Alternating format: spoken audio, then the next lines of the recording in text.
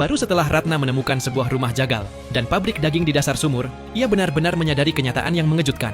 Sumur yang selama ini disebut sumur ajaib, yang konon bisa menukar ternak dengan seorang istri, ternyata hanyalah alat milik kepala desa untuk menutupi aktivitas ilegalnya.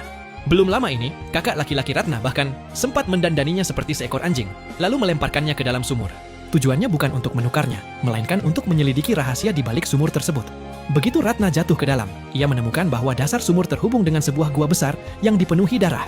Ia ingin menjelajah lebih jauh, namun tanpa sengaja ia memicu jebakan berupa lonceng yang tergantung.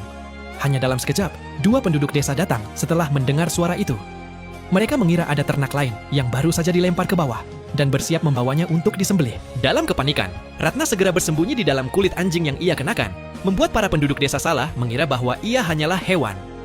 Mereka pun membawanya ke gua lain. Di saat yang sama, salah satu penduduk desa menangkap seekor kelinci yang mencoba kabur dan membawanya pergi, sementara satu orang lainnya tetap tinggal untuk mengurus Ratna.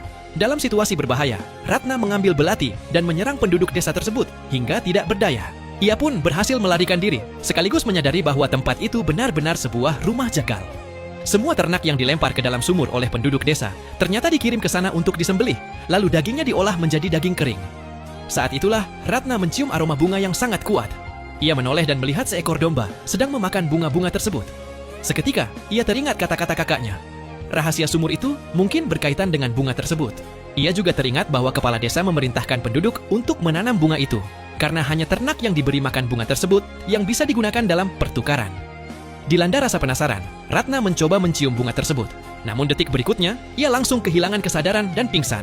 Entah berapa lama waktu berlalu, Ratna terbangun karena suara ketukan dari seorang penduduk desa. Dalam ketakutan, ia segera menyeret tubuh penduduk desa yang telah ia kalahkan ke sudut ruangan, lalu bersembunyi di bawah meja. Penduduk desa lain yang tidak mendapat jawaban, akhirnya membuka pintu dengan kunci. Namun ia tidak menemukan siapapun di dalam. Ia mengira rekannya pingsan karena diam-diam mencuri daging, lalu mulai mencari ke seluruh ruangan. Tepat saat ia hampir menemukan Ratna di bawah meja, tiba-tiba terdengar suara kakak laki-laki Ratna dari pintu masuk. Penduduk desa tersebut langsung sadar bahwa ada orang lain yang diam-diam masuk ke dalam sumur. Ia pun bersembunyi di balik pintu, bersiap melakukan penyergapan. Melihat kakaknya dalam bahaya, Ratna segera mengambil sebatang kayu dan memukul penduduk desa itu, hingga tidak berdaya saat ia lengah. Akhirnya, kakak dan adik itu kembali bertemu. Ketika kakak laki-laki Ratna melihat kondisi tempat itu, ia pun menyadari seluruh rahasia sumur tersebut. Tempat itu dulunya adalah sebuah pabrik, di mana kepala desa memproduksi daging kering yang dapat memicu halusinasi. Tidak heran, setelah penduduk desa melempar ternak yang telah diberi makan bunga khusus ke dalam sumur, mereka kemudian diberi uang dan seorang istri oleh kepala desa.